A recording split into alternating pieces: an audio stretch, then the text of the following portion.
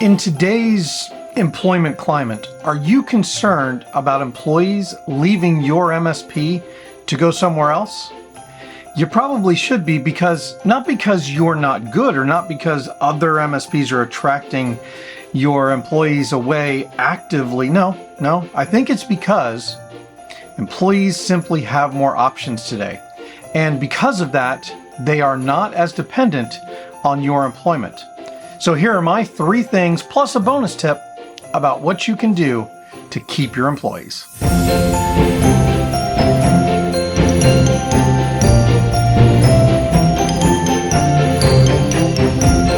Hey everybody, welcome to All Things MSP. This is the channel, the Facebook group, the LinkedIn page, whatever, where we discuss the business problems of being an MSP.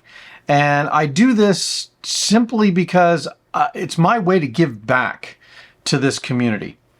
Now, one of the things that I'm specifically interested in is experience, whether it's customer experience, whether it's partner experience with your vendors, or the third one that we probably don't talk about as much as we should, but we really should in this environment, is employee experience. It's important.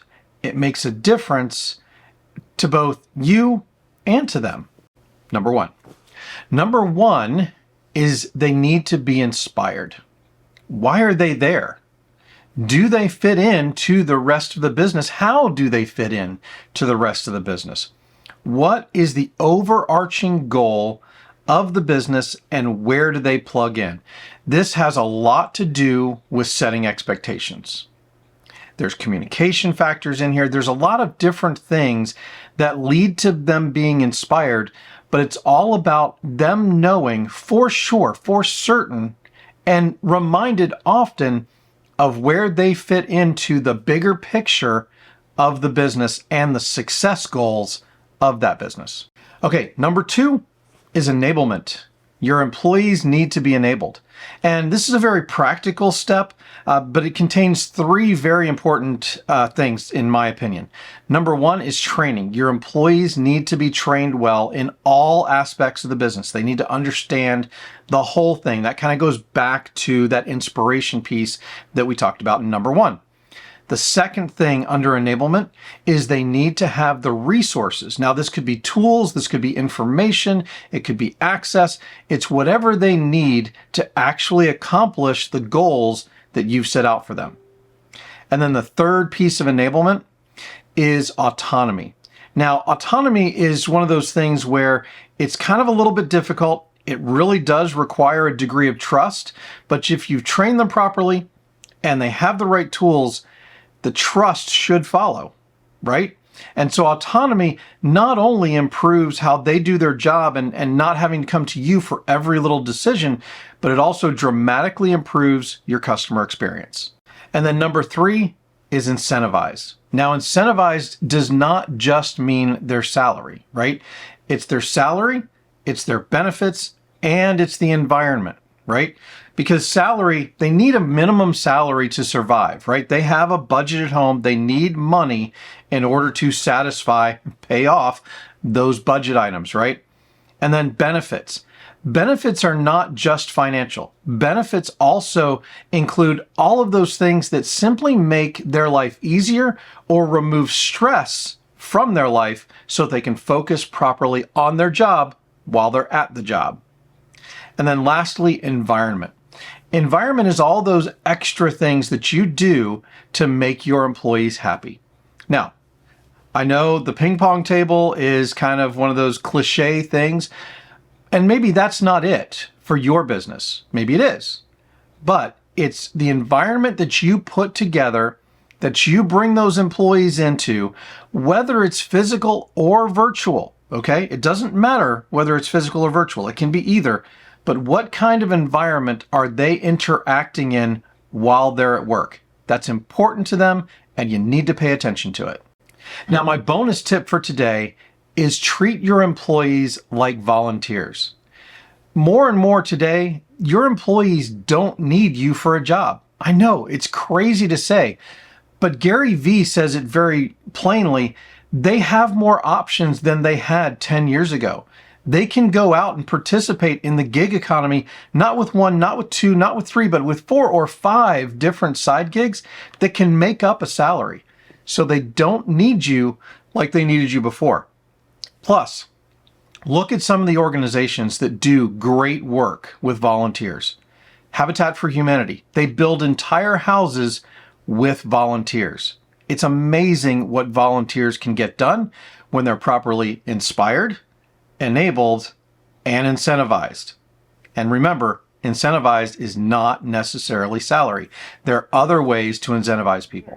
I have 2 community contributions today, one from Marnie Stockman, another one from Karl Palachuk, and I have more coming in future videos. Thanks guys for contributing. I really appreciate your thoughts on what community means to you, especially in regards to this IT industry community. And I don't mean just All Things MSP, I mean the whole thing, right? So thanks again. Here's Marnie and Karl. Hi, I'm Marnie, CEO of Lifecycle Insights. What does the IT community mean to me? A phrase comes to mind when I think of the IT community, and that is growth through education in 2 ways. The first way, there's so much community education to help all managed service providers grow, right? Rising tide lifts all ships is a phrase you often hear in the industry. So from peer groups to blogs to videos to social media to community events, conferences, webinars, etc., the entire community works together to educate others, to drive the community forward. The second piece of that, I think, is that managed service providers help their clients grow through education as well. And that you see as they explain the tenets to make clients supportable, scalable, securable, to really drive their success through the thoughtful use of technology. So technology consultants are really business consultants that help their end client through education as well. So growth through education is what the community means to me, and I'm super proud to be a part of it. Thanks for having me.